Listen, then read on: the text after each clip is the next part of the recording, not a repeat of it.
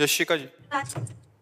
राधे राधे महाराज जी। महाराज जी, मेरा प्रश्न ये है कि जो हम अपने जीवन में जाने अनजाने में कोई गलत कर्म कर देते हैं या हमसे किसी का दिल दुख जाता है, तो उन बुरे कर्मों का फल हमें जीवन में कब तक परेशान करता है या जकड़ लेता है? क्योंकि अच्छे कर्म करते रहने के बाद भी कहीं ना देखो, कहीं हम उन बुरे कर्मों के।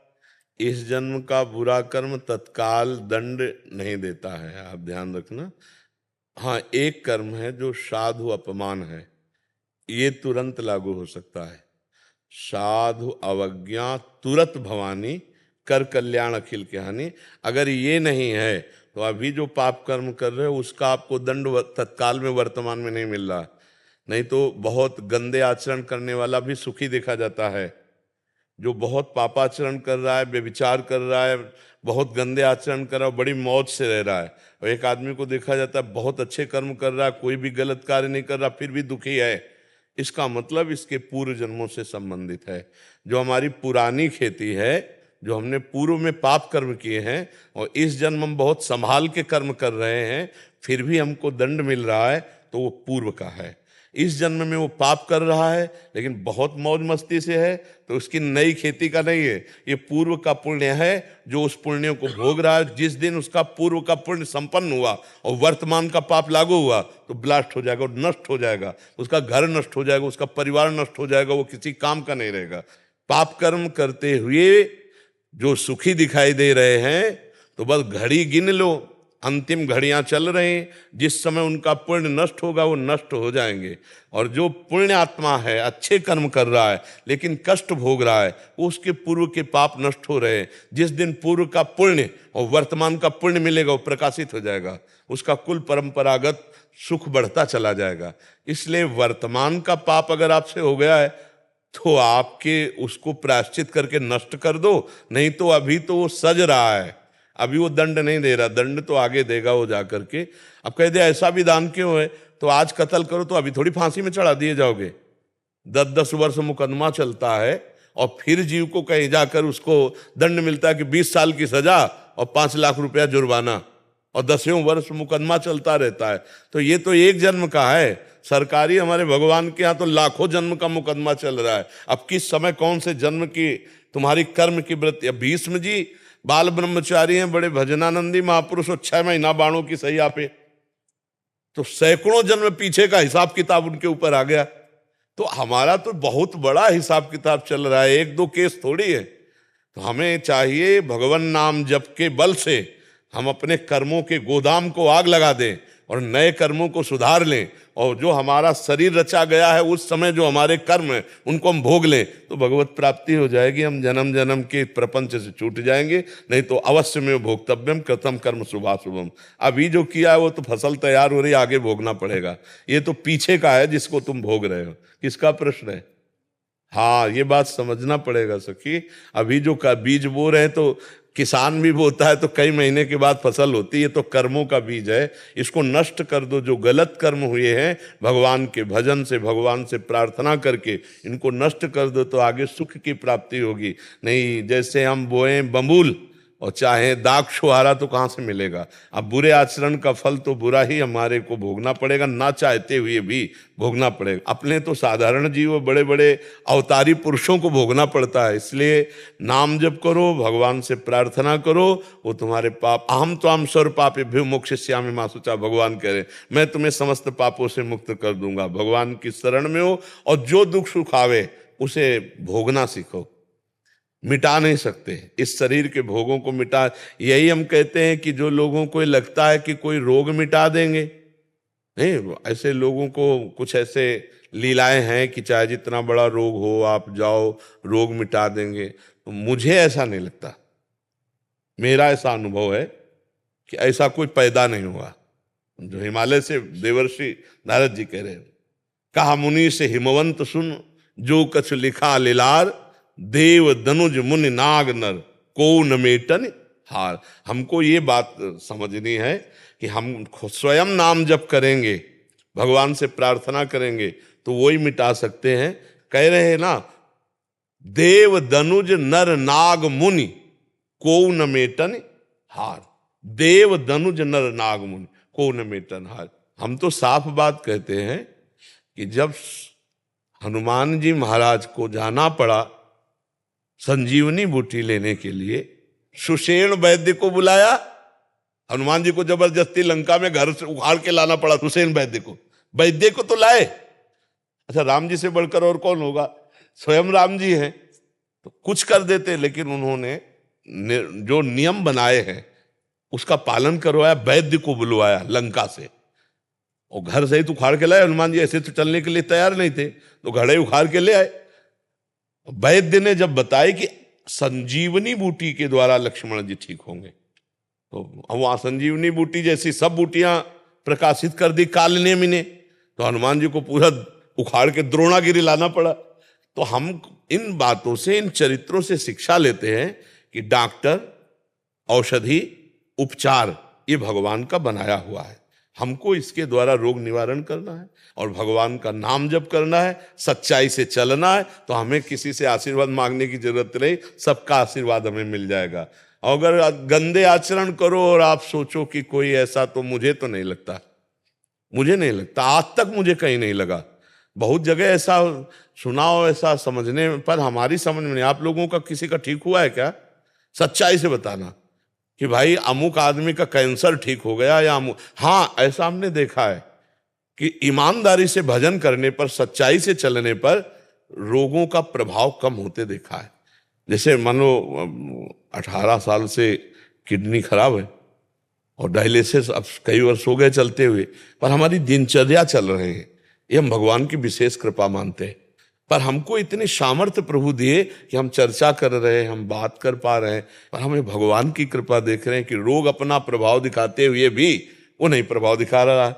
ये तो हो रहा है भजन से, उसका प्रभाव हमको परास्त नहीं कर पा रहा, लेकिन इसे मिटार दे ऐसा नहीं, इसको तो भोगना पड़ा। रामकृष्ण परमहंस जी सिद्ध महापुरुष, लेकिन उनको भी भोगना पड़ा ना, बड़े बड़ों को। तो हमें लगता है कि कर्म को भगवान के चरणों में समर्पित करके उनके नाम जप के द्वारा वही, और जिससे रचना शरीर की हो गई वो तो भोगना पड़ेगा, वो तो भोगना पड़ता है। इसलिए छूछाक चक्कर में न पड़ के भगवान का नाम जप करो। भगवान की प्रार्थना के द्वारा हम अपने कर्मों को पावन कर सकते हैं, हम कर्मों के जाल से मुक्त हो सकते हैं। भगवान बड़े कृपाल हैं।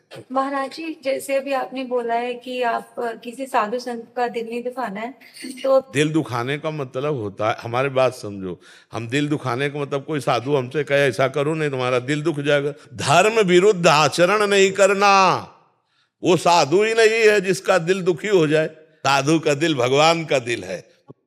महाराज जी, अभी हम बाहर चर्चा कर रहे थे, तो एक मुझे नहीं पता, तो एक महात्मा संत बैठकर, पता नहीं वो शायद मेरी बातें सुन रहे थे, लेकिन मेरी चर्चा किसी और के साथ में हो रही थी।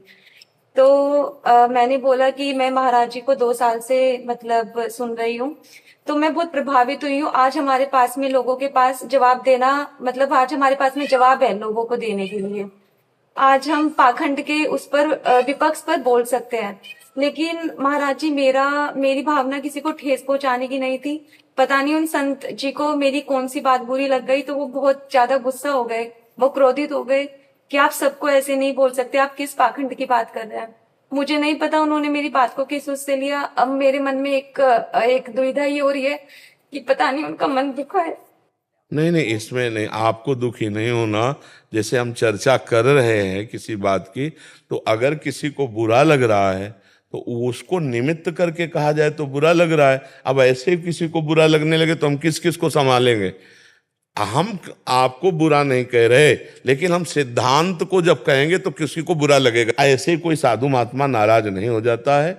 हाँ, अगर कोई संत महात्मा होता और तुम्हारी बात सुन रहा था तो प्रसन्न होता कि हाँ ठीक बच्चा, तुम कह रहे हो कि आज तुम्हारे पास उत्तर है। अगर तुम गलत होती तो ऐसे बात करता कि बेटा ये तो सब ठीक है, वो भी महात्मा है और भी लेकिन किसी की निंदा हेलना करना बेटा ठीक नहीं है। वो आपको ऐसे सलाह देता जिससे आप दुखी नहीं होती। ये सब कलिकाल है, आप डरो मत। संत ते होए न कारज हानि, आप ये समझ लो, संत से कभी किसी का अनिष्ट नहीं हो सकता, अमंगल नहीं हो सकता। ऐसे ये सब बातें मतलब मत सोचो, कल तुम्हें और कोई मिल सकता है। किसी को अगर जरूरत है तो तुम भोजन पवा दो, कोई बीमार आदमी है तो औषधि ला के दे दो, ठंडी में कांप रहा है, अपना कपड़ा दे दो, हम तुम्हें ये कहते हैं कोई इससे हानि नहीं होगी, आपका मंगल ही हो जाएगा। लेकिन ऐसे सब बातों से बचो बच्चा। साधु बनकर साधुता निर्वाह करना बहुत कठिन है। साधु कोई लाखों में एक होता है बच्चा, इसलिए बहुत सावधान। किसी की तरफ ऐसा मत देखो कि वो नाराज हो गया तो हम दुखी हो जाए।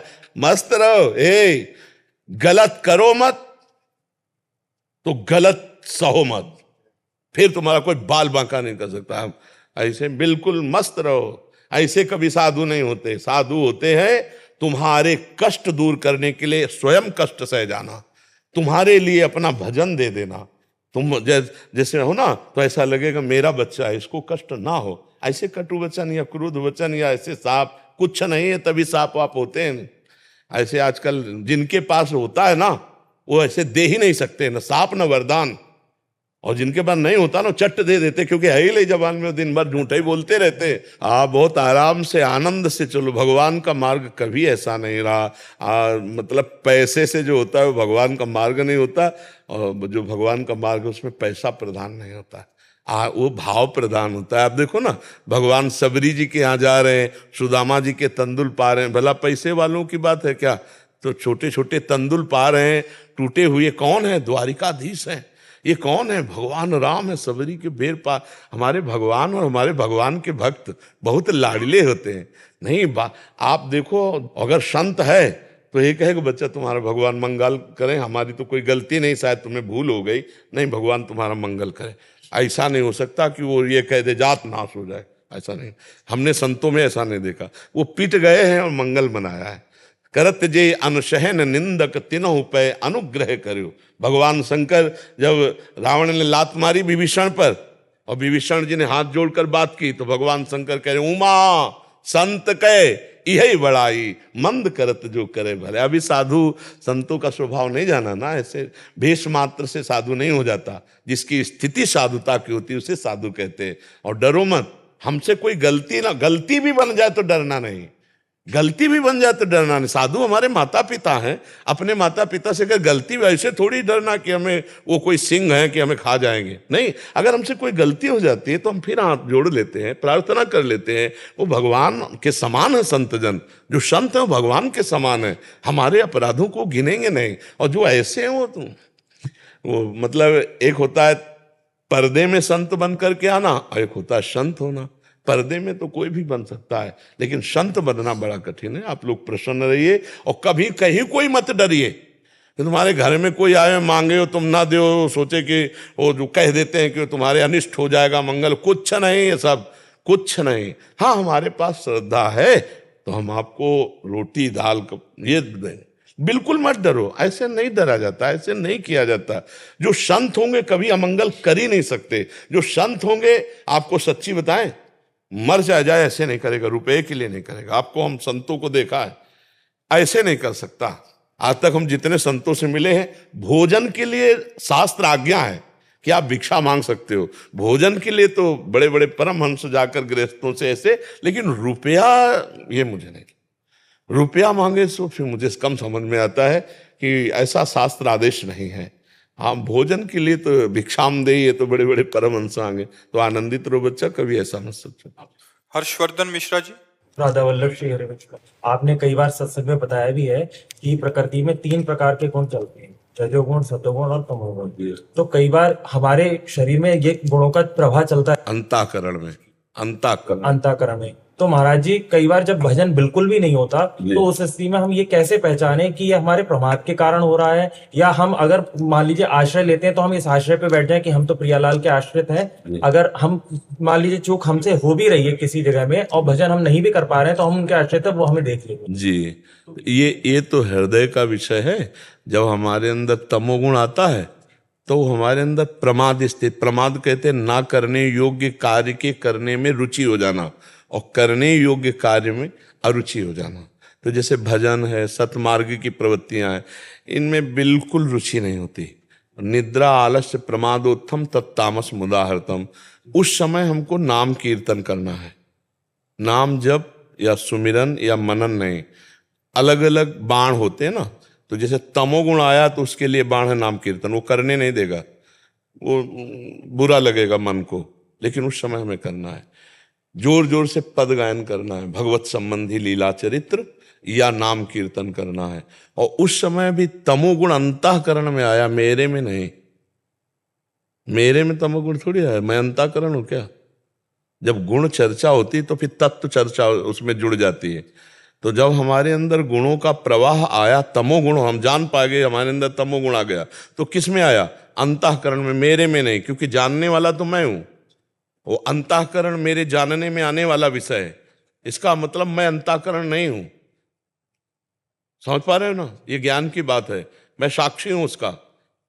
अब अंतःकरण में प्रमाद स्थिति आ रही हो, हम नाम कीर्तन कर रहे हैं, जीत गए हम तमोगुण को। अब रजोगुण जब आएगा तो भोग विलासिता का चिंतन कराएगा। ये नाना प्रकार की स्वादिष्ट पदार्थ, जनेंद्रिय जन भोग की कामना, बहुत तरह की भोग संबंधी कामनाएं रजोगुण में उत्पन्न होती है। तो जब हमारा भजन में अरुचि और भोगों में रुचि होने लगे, भोगों का चिंतन तो समझ लेना चाहिए, रजोगुण आ गया। अब उस समय हमें क्या करना है? उस समय सत्संग सुनना चाहिए। अलग अलग बाण है। उस समय सत्संग बहुत जल्दी आपको सुधार देगा, क्योंकि भोगों में अरुचि के लिए वैराग्य के कुछ सत्संग ऐसे रखने चाहिए तो तत्काल लगाए, वो दवा की तरह, और ध्यान से सुने, सोई विचार पवित्र होगा, रजोगुण घटकर सतोगुण बढ़ने लगेगा। और जब सतोगुण आता है तो प्रश्न की जरूरत नहीं पड़ती, जैसे रसगुल्ला पाने के लिए प्रेरणा नहीं देनी पड़ती, वो अपने आप पाने का मन होता है। ऐसे सतोगुण में भजन का स्वाभाविक मन होने लगता है, शास्त्र स्वाध्याय में रुचि होने लगती, संत समागम की रुचि होने लगती, बड़े बड़े पावन चरित्रों का स्मरण होने लगता। सत्वगुण बहुत सहायक है, लेकिन ये भगवत प्राप्ति नहीं कराता, ये भगवत प्राप्ति के मार्ग में लाता है। फिर भगवत प्राप्ति होती है तीनों गुणों के त्याग से, क्योंकि अगर सत्वगुण है तो फिर रजोगुण दबाकर सत्वगुण को चढ़ जाएगा। स्थायी चीज नहीं है, गुणातीत।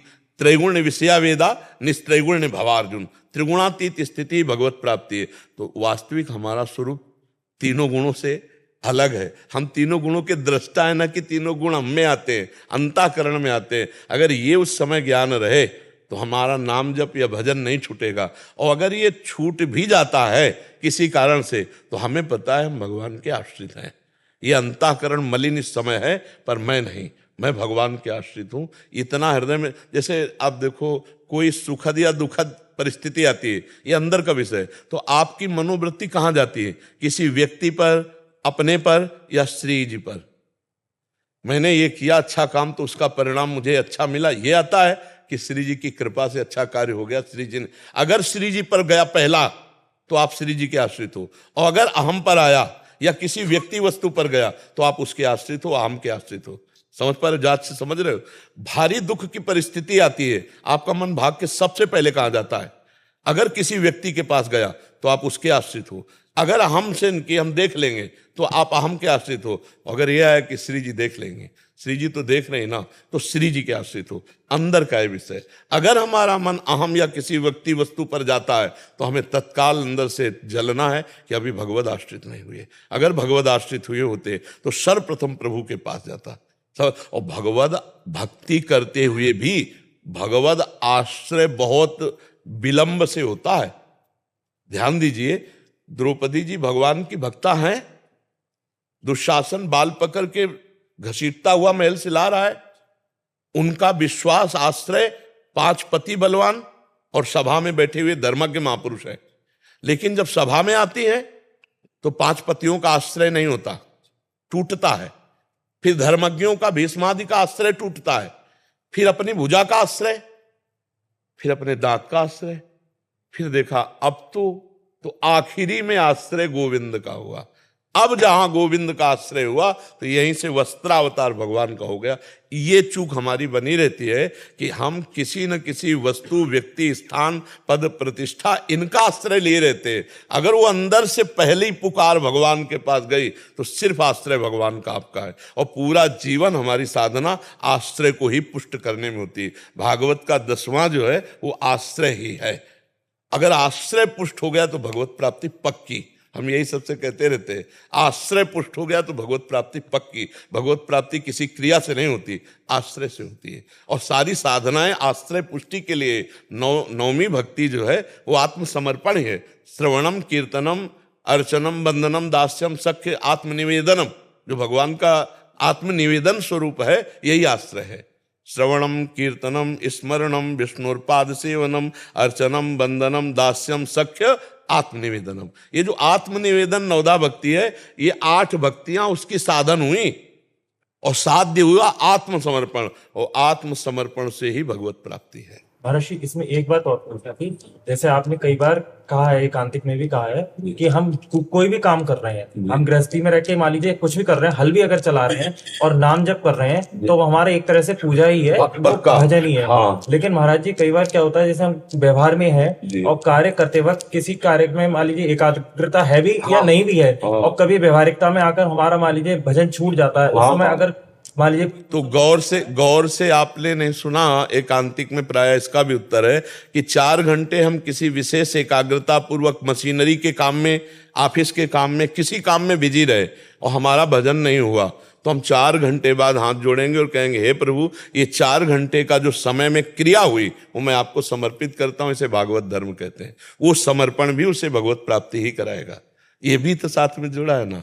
तो अब उस मान लो व्यापारी है तो 4 बातें कड़वी अच्छी भी हो सकती हैं, तो व्यवहार वार्ता की कर रहा है, लेकिन उसके अंदर जो लक्ष्य बन चुका है भगवत प्राप्ति, तो वो उस समय को जब समर्पित करेगा, स्वभाववश, संस्कारवश, अनेक जन्मों के संस्कारवश जो भी कार्य किया जाए वो परम पुरुष परमात्मा को समर्पित कर दिया जाए, तो वो भागवत धर्म बन जाता है। एकादशी स्कंद में 9 योगेश्वर वर्णन करते हैं, उसमें पढ़ के देख लो। स्वभाववश, संस्कारवश, अहंकारवश जो भी क्रियाएं होती हो, जब परम पुरुष परमात्मा को, नारायण को, हरि को अर्पित कर दी जाती है, तो भागवत धर्म हो जाता है। और कहीं नाम जप करते हुए और तब तो फिर समर्पण का क्या कहना।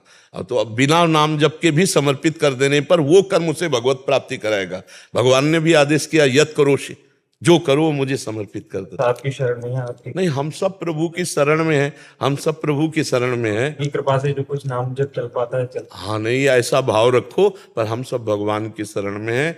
जो आपको संभाल रहे हैं वही हमें भी संभाल रहे हैं। हम सब उन्हीं के छत्र के नीचे नहीं। हाँ, हम आपकी लिफ्ट में है बस। हाँ, ऐसा मान लेते हैं लेकिन लिफ्ट में पावर तो कुछ और है, जो हमको भी ले चल रहा है, आपको भी ले चल रहा है दीपक जी। श्री राधा वल्लभ श्री श्री हरिवंश महाराज जी। महाराज जी, क्या भगवान, ईश्वर, प्रभु व परमात्मा समान अर्थ हैं या इनमें विभेद है? मतलब एक ही अर्थ है? ज्ञानी जिसे ब्रह्म कहता है, योगी उसे परमात्मा कहता है, भक्त उसे भगवान कहते हैं। बात एक ही है। जल, वार, तोय, वाटर, पानी, इनमें क्या बात तो एक ही है ना। तो ऐसे ही अपने अपने भाव से कोई उसे परमेश्वर कहता है, कोई उसे अलख निरंजन कहता है, कोई गुणातीत निर्गुण कहता है, कोई सगुण कहता है। वो एक ही परम तत्व है। वो विविध रूप धारण किए हुए है, विविध नामों के द्वारा। उसका नाम एक अनंत है। एक नाम अनंत भी है ना, हरि अनंत, हरि कथा अनंता। उनके नाम अनंत है, उनके रूप अनंत है, उनकी लीला अनंत है। पर जो जिस मार्ग में चले उसे दृढ़ता पूर्वक पकड़ ले तो अनंत को प्राप्त कर लेगा। बात एक ही है। भगवान कहो, ब्रह्म कहो, परमात्मा कहो, परमेश्वर कहो, ईश्वर कहो, जो भी अपने अपने मार्ग के अनुसार पुकारो वो वही है, दूसरा कोई नहीं है। अलग अलग नामों से, अलग अलग भाव से उसी परमात्मा को पुकारा जाता है, दूसरा कोई नहीं है। अलग अलग सब पुकार अलग अलग है, अपनी रुचि के अनुसार पुकार है ना, वो परमात्मा है, मिलता है, दूसरा कोई नहीं। कोई उसे परब्रह्म मानता, कोई उसे गुरुदेव मानता है। अब वाहे गुरु वाहे गुरु वाहे गुरु वाहे गुरु वही है, दूसरा थोड़ी। अब जो वाहे गुरु कह के भी वहीं पहुंचते हैं। विविध नामों के द्वारा हम उसी को प्राप्त करते हैं, दूसरा कोई नहीं है। ये जो दूसरा भ्रम बैठ गया है, लड़ाई झगड़ा, ये सब ऊंच नीच ना, ये सब अज्ञान है, ये सब गंदी बात है, ये सब मलिन बात है। दूसरा कोई नहीं, एक ही परमात्मा। जब ऊंचाई पर चढ़ जाओ ना, ऐसे नीचे से देखोगे तो कोई बिल्डिंग ऊंची कोई नीची दिखाई देगी, पर हेलीकॉप्टर पे बैठ के देखो सब बराबर ही नजर आएगा ना। तो अध्यात्म की जब ऊंचाई पर चढ़ जाया जाता है तो सब बराबर नजर आता है, कोई अलग नहीं आता, कोई अलग नहीं होता। और हम ये आपको कहते हैं कि जब भगवत प्राप्ति होनी होती है, भगवत साक्षात्कार, तो सब बड़े बड़े महापुरुष दर्शन देते हैं, सब बड़े बड़े महापुरुष। और कहीं किंचन मात्र उनके दुलार में अंतर नहीं देखा गया कि ये हमारे नहीं है, ऐसा नहीं। हाँ, हम गंगा किनारे थे जब साधन पथ पे, तो गुरुदेव नानक साहब जी का ऐसे एक पट्टी पड़ी हुई थी, अब हमें पंजाबी अक्षर तो पता नहीं, तो वो अक्षरों में एक पट्टी में कुछ लिखा हुआ था और बड़ी मृदु मुस्कान, पहला हमें दर्शन जो है गुरु नानक साहब का गंगा किनारे। तो हमने देखा, फिर एक बार श्रीचंद जी का दर्शन, जो उदासीन अखाड़े के और नानक साहब के बड़े पुत्र हैं। कोई भी ऐसे महापुरुष नहीं जिनके दर्शन न हो। सब, जब आपको परमात्मा, तो सब परमात्मा स्वरूप है ना। पहले महात्मा जन आते हैं तब परमात्मा आते हैं, ये बात समझ ला। पहले हनुमान जी के दर्शन हुए तब राम जी के दर्शन हुए, विभीषण जी को नहीं हुई है। हाँ, पहले इन सब महात्माओं के बड़े बड़े उनकी कृपा प्रसाद मिलता है। तो जो नाम में आप हमारे हर प्रश्न का उत्तर नाम सुनेंगे, ये सब बड़े महापुरुषों की बातें हैं। उनके द्वारा उपदिष्ट बात है कि जगत का कल्याण सिर्फ नाम से होगा। ये बड़े सिद्धों की बात, अव्यक्त सिद्धों की बात कह रहे हैं। इसीलिए बस एक रट लग गई है, नाम नाम नाम पकड़ लो, हर प्रश्न को घुमा के वहीं ले आना, उत्तर उसका नाम जप करो तुम्हारा परम मंगल हो जाएगा। नाम के बिना कुछ नहीं है, नाम के बिना कुछ नहीं। ये यहाँ बड़े बड़े संतों की बात और शास्त्र की बात, युग धर्म की बात, सब मिलाकर के बात कह रहे। नाम के बिना जिसने नाम नहीं पकड़ा वो अधूरा मिलेगा, और जिसने नाम पकड़ लिया कुछ न करे वो पूरा मिलेगा। देख लेना, नाम सब कुछ है, नाम सब कुछ है। ये बड़े महापुरुषों की बात बता रहे, सिद्ध महापुरुषों की, जो अव्यक्त महापुरुष हैं। उनसे, उनकी बात से हम डंके की चोट पर कह रहे हैं, नाम से ही काम बनेगा। क्योंकि उन सब महापुरुषों के जब कृपा प्रसाद, तो ये नाम, और जिनके जीवन में नाम नहीं हो, सब है। जहां पोलाई होती है ना, वहीं कोई घुस पाता है, जहां ठोस होता है वहां कुछ नहीं घुस। नाम जापक ठोस होता है और सब पुलाई होती है। बस इतनी बात समझ लो। और खुल के बता दें, नाम एक अंक है और सब साधन शून्य है। अगर अंक हटा दो तो शून्य शून्य है, और अंक रख दो तो 10 गुना फल है, नहीं फल। तो इसलिए नाम सब कुछ है। नाम, नानक नाम जहाज है, चढ़े सो उतरे पार। हाँ, नाम का प्रसाद बड़े बड़े गुरुवाणी में हमने जो पढ़ा, हर महापुरुष नाम प्रसाद, हर महिमा नाम और साधु संग। क्योंकि साधु संग नाम में उत्साह बढ़ाता है, नाम में प्रीति बढ़ाता है, नाम जपने का उत्साह बढ़ता है। और नाम, हमारी वाणी जी में लिखा है, साधन को हरि भजन है, कै सत्संग सहाय। भगवत प्राप्ति का, मन को परमात्मा प्राप्ति कराने का उपाय नाम जप है, और उसकी सहायता साधु संग से होगी। 2 बातें हमने बहुत जोर की पाई है सब शास्त्रों में, साधु सेवा, साधु संग और नाम जप, सब कुछ हो जाएगा, इसी से हो जाएगा। हर नाम परमात्मा के ही हैं, प्रभु के ही हैं, उनमें कोई भेद नहीं। सीमा जी, राधे राधे महाराज जी।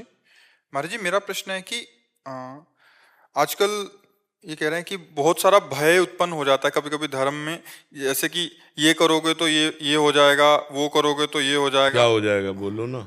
जैसे धर्म में ये करोगे तो हो जाएगा, नहीं पाप करोगे तो भय आएगा। धर्म में निर्भयता आती है, पाप से भय आता है। कौन कहता है कि धर्म में ये करोगे तो भय हो जाएगा? क्या है, हमें बोलो। मेरा प्रश्न ये था कि धर्म के नाम पर भय और आडंबर है, कहाँ है, किसके पास है? नहीं जैसे ज्यादातर जब हम कुछ पूजा, तो क्यों जाओ वहां? नहीं, हम ये कह रहे हैं कि तुम पाखंड के पास क्यों जाओ? शराब की दुकान के पास जाओगे तो शराबे की गंध आएगी, तो जो जानती हो पाखंड, वहां मत जाओ। और धर्म का भय, आप हमें बताओ कहां भय है? धर्म में भय, धर्म तो निर्भय पद प्रदान करता है। कैसी बात करती है सखी?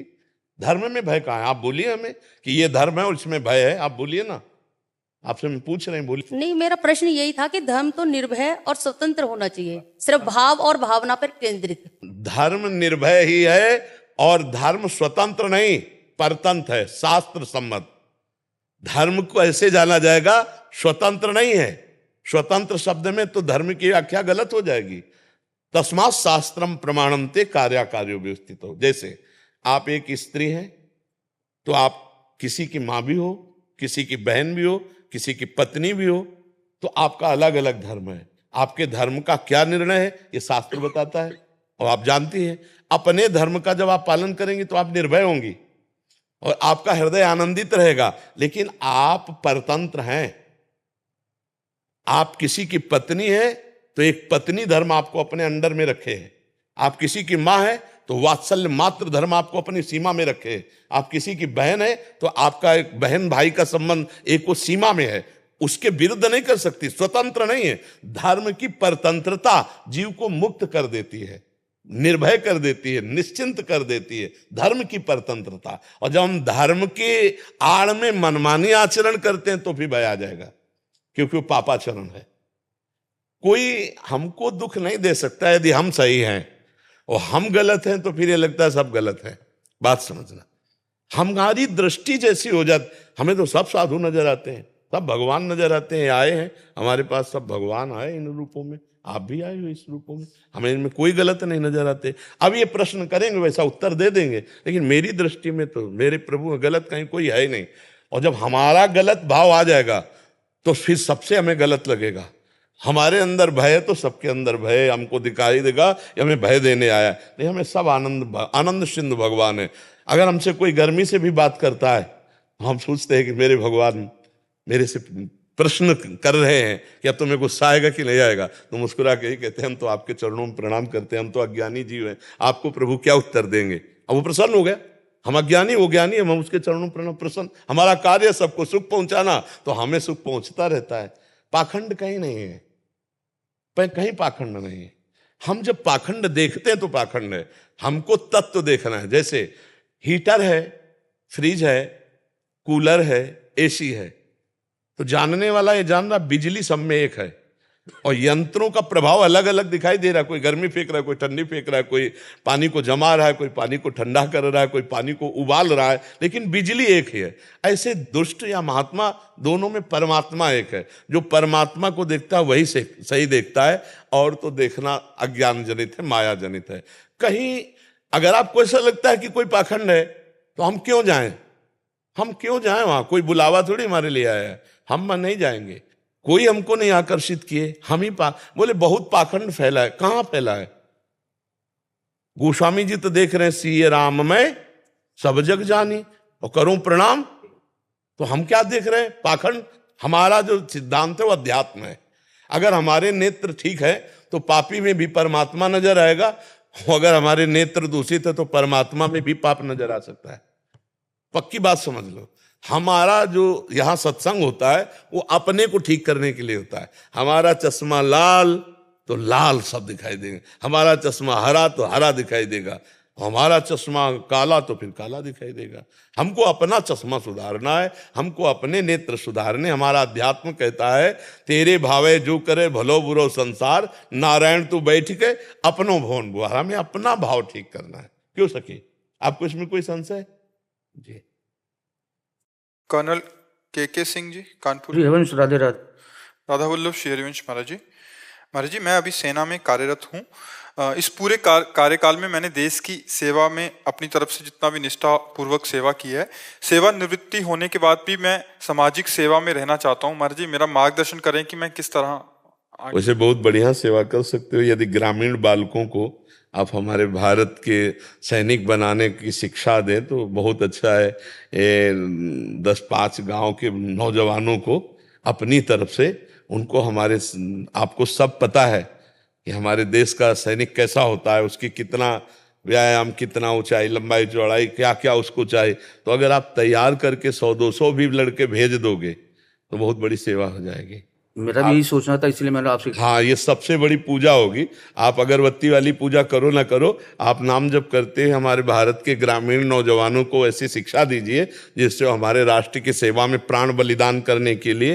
वो एक नौजवान भारत सैनिक जो कई गोलियां खा करके भी, योगेंद्र, हाँ, तो उनको भी हमने ये प्रार्थना की थी कि आप हम स्कूलों में जाइए, विद्यार्थियों को हमारे जोशीले भाषण, बहुत बड़ा प्रभाव पड़ता है, ऐसे दीजिए जिससे वो हमारे भारत के लिए उत्साहित हो। अभी जो नशा में जा रहे हैं, बेविचार में जा रहे हैं, उनको बचाइए और उनको हमारे देश के लिए तैयार कीजिए। जहाँ आपने जीवन व्यतीत किया, आपको बड़े अनुभव हैं अपने राष्ट्र सेवा के, तो उनको राष्ट्र सेवा योग्य तैयार कीजिए। हमारी यही प्रार्थना रहेगी। आप रिटायर होकर यही सेवा कीजिए। जी। हरिशंकर शर्मा जी, मथुरा से। राधे राधे।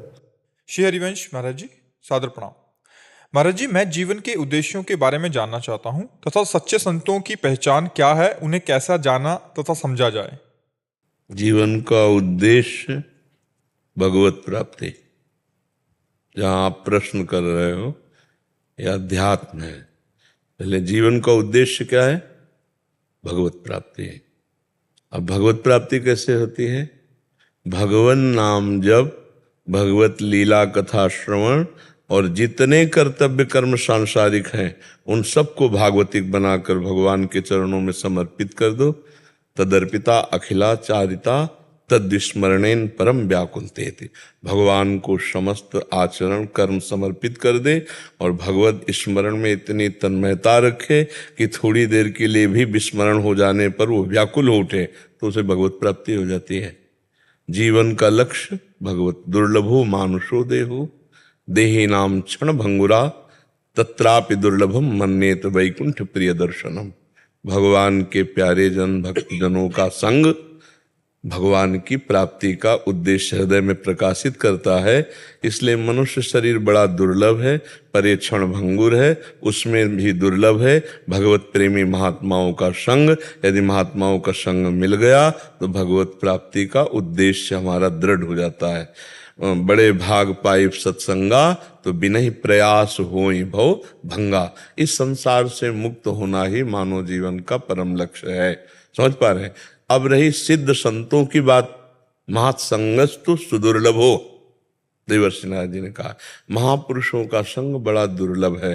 उमा संत समागम शमन लाभ कछुआन, लेकिन अगम्यों निर्वाह कर पाना बड़ा कठिन है, उनको पहचानना बड़ा कठिन है।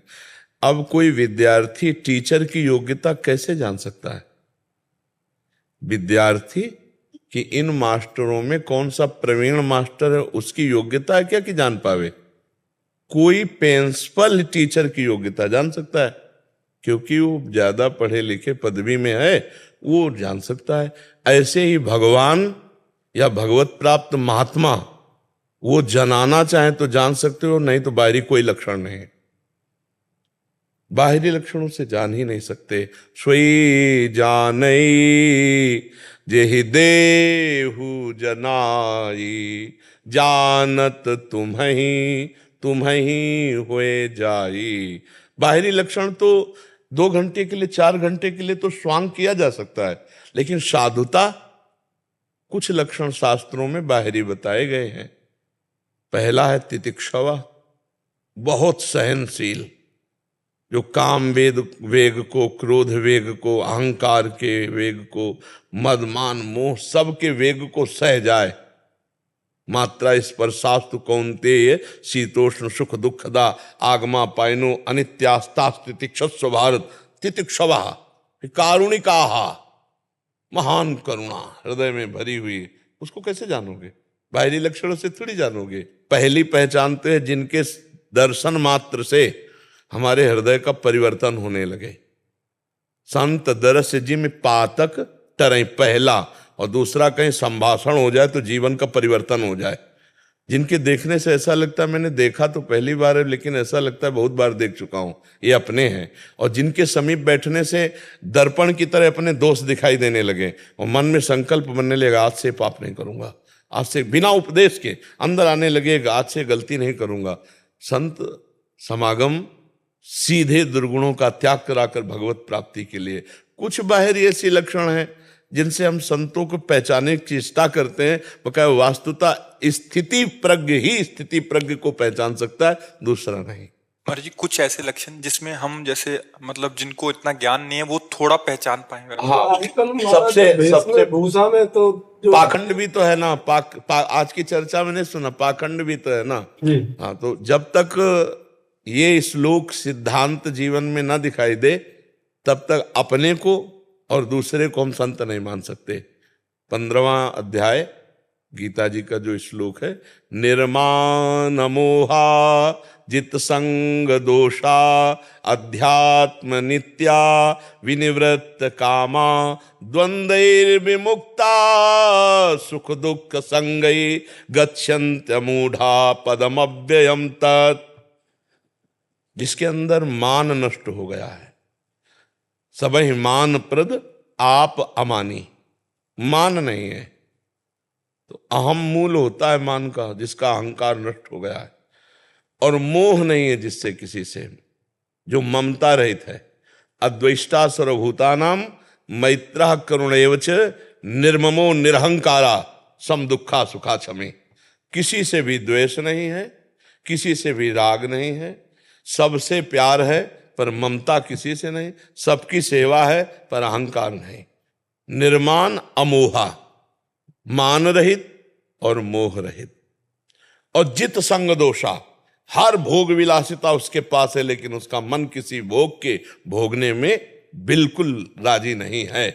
जो संग दोष रहित है, किसी भी तरह के विषय, व्यक्ति, वस्तु, स्थान का प्रभाव उसके ऊपर नहीं पड़ता है, वो संग दोष रहित है, क्योंकि वो आत्मस्वरूप में स्थित है। अध्यात्म नित्या आत्मस्वरूप में स्थित है। विनिवृत्त कामा, जिसकी सारी कामनाएं निवृत्त हो चुकी हैं, कोई कामना नहीं।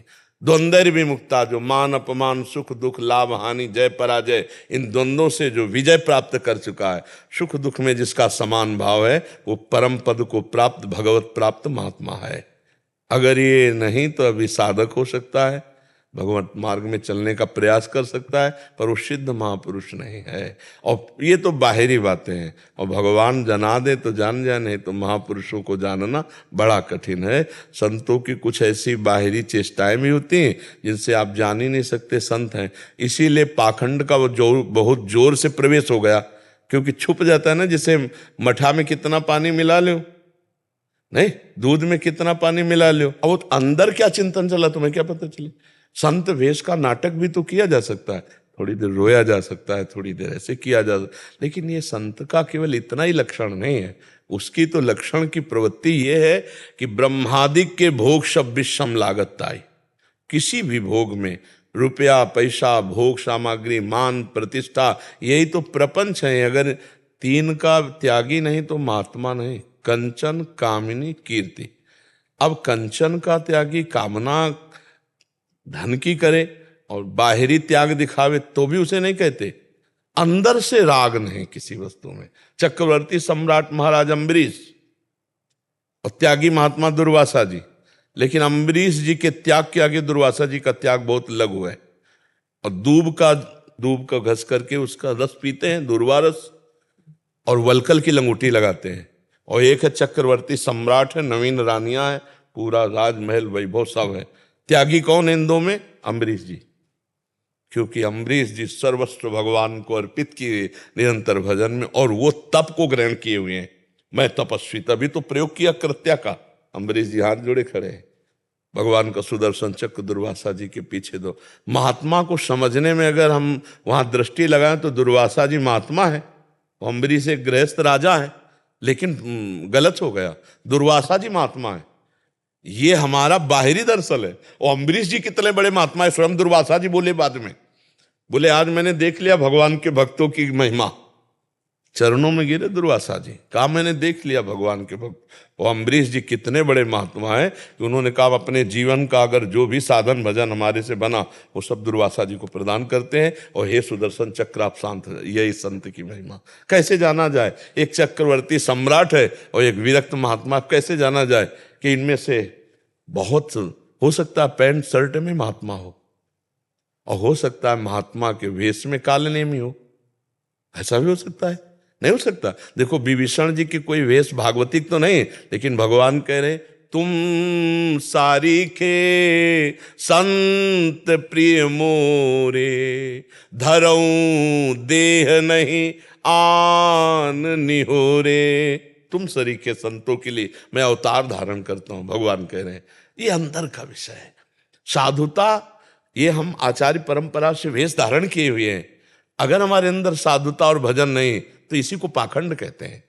और अगर आप पैंट शर्ट पहने हुए हो और आप सच्चे हो, भगवान का भजन करते हो, अच्छे आचरण करते हो, तो आप भी संत हो। संत एक स्थिति का नाम है, जो भगवदाकार वृत्ति, जो समत्व से युक्त, जो स्वार्थ से रहित है। आप समझ पा रहे? बड़ा कठिन प्रश्न है किसी संत को पहचानना। तो हमें लगता है कि ये बात भगवान जानते हैं कि कौन संत है कौन पाखंडी। तो हमें भगवान से प्रार्थना करनी चाहिए कि आप हमें संत से मिला दो। तो जब संत से मिला, बिनु हरि कृपा मिले नहीं संता, तो जब हरि मिलाएंगे तो सही जगह मिला देंगे, क्योंकि वो जानते कौन संत है कौन नहीं संत है। अपने को तो जितना मात्रा में भगवान समझाते उतना ही समझ में आता है, लेकिन भगवान की सब समझ में है, जितनी समझ सब भगवान की समझ में ना, तो हमें भगवान से प्रार्थना करना चाहिए कि हे दीन दयालु मुझे संत समागम दीजिए। जब द्रवहि दीन दयालु राघो तो साधु संगति पाइए। हाँ, बस सीधी पहचान संत की यही है, जो अनंत भगवान में रमण करता है हर समय वही संत है, प्रपंचातीत है वही संत है, जो भगवान के सिवा अन्य किसी का दर्शन नहीं करता वही संत है। भगवान ने कहा ना, वासुदेव सर्वमित समात्मा सुदुर्लभा, जो सब जगह अपने भगवान को जान गया वही महात्मा है। और ऐसा महात्मा मिल जाए तो मतलब भगवत प्राप्ति निश्चित हो जाएगी। अमोघस्य महासंगस्त दुर्लभो अगम्यो पर अमोघस्य, निश्चित भगवत प्राप्ति हो जाएगी। और फिर दूसरी बात, अब बिल्कुल गिर के बात कर रहे हैं, जब हम मिठाई लेने जाते हैं तो हम मिठाई वाले की क्वालिटी नहीं देखते, हम मिठाई की क्वालिटी देखते हैं। मिठाई लिया ये नहीं देखते इसने खाया है कि नहीं खाया, ये नहीं देखते कौन है कौन नहीं है, मिठाई लिया और अपना खाया। ऐसे ही हम संत समागम में जाएं तो जो हमको अच्छी बात मिले वो हम धारण कर लें तो हमारा हृदय ठीक हो जाएगा।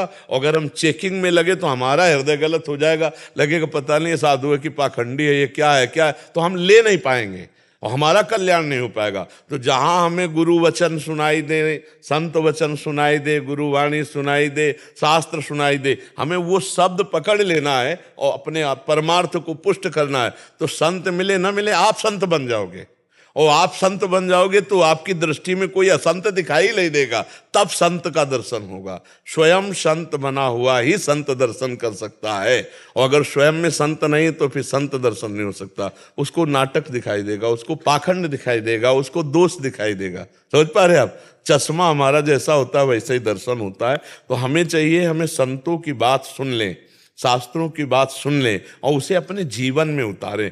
वो उतारा है कि नहीं वो तो वो जाने, हमें अपना सुधार करना है तो हमें संतों की बात माननी है। क्यों भाई जी? कमल कुमार गुप्ता जी। राधे राधे, जय गुरुदेव भगवान। राधे राधे महाराज जी। महाराज जी, गृहस्थ जीवन में रहते हुए सर्वोच्चम दान कौन सा माना गया है? दान दान पूछ रहे हो? अपने श्वासों को भगवान के नाम में अर्पित कर देना, इससे बढ़कर कोई दान नहीं। एक राजा निरिग हुए हैं, निरिग भागवत में कथा है, वो रोज लाखों गवें दान करते थे, स्वर्ण से उनके खुर मढ़ा के और स्वर्ण की चादर, सींगों पे स्वर्ण मढ़ा के, स्वर्ण की झालरें मोतियों की ऐसे बना के, मोती माला है जैसे, और ऐसे चादर डाल के लाखों गाय दान करते थे।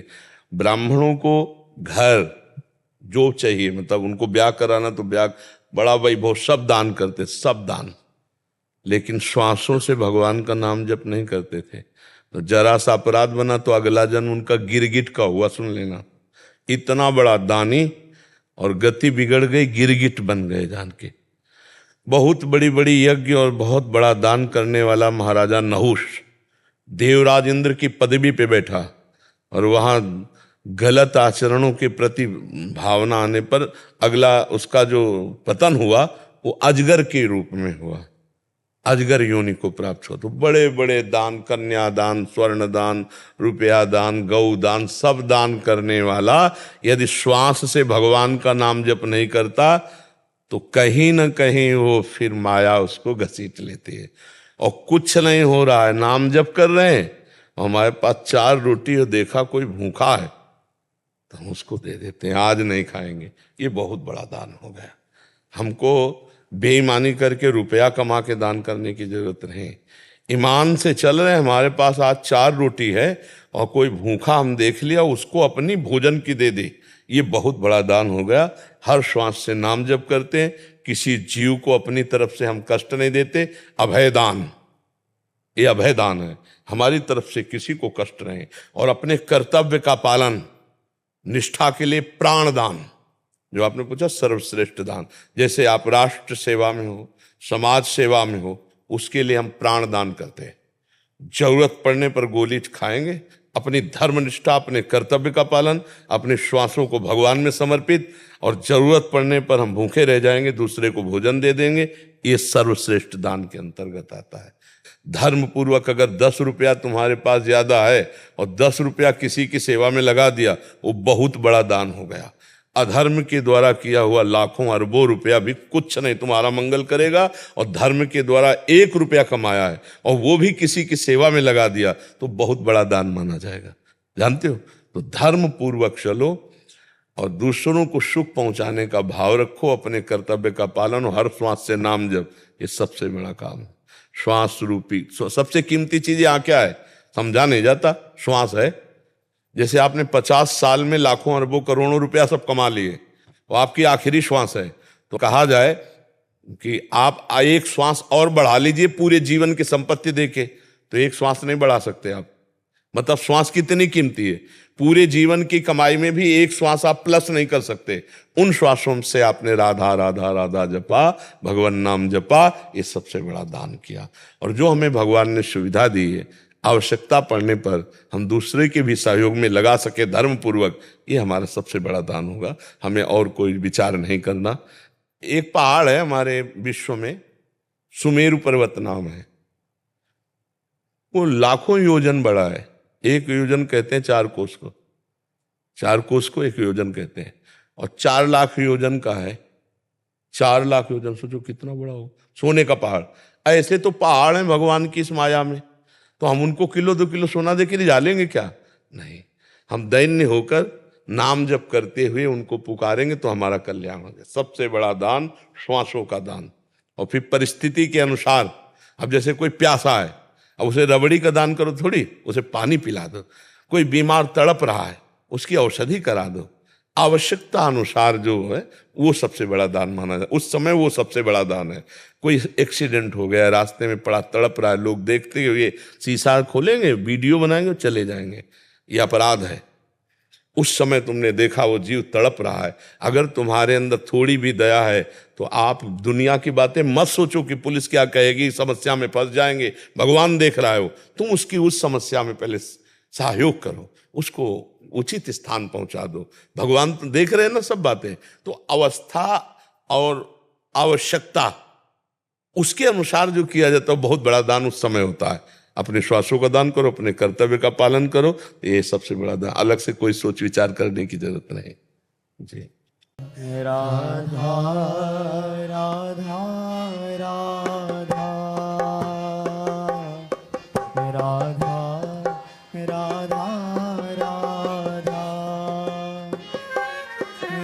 राधा राधा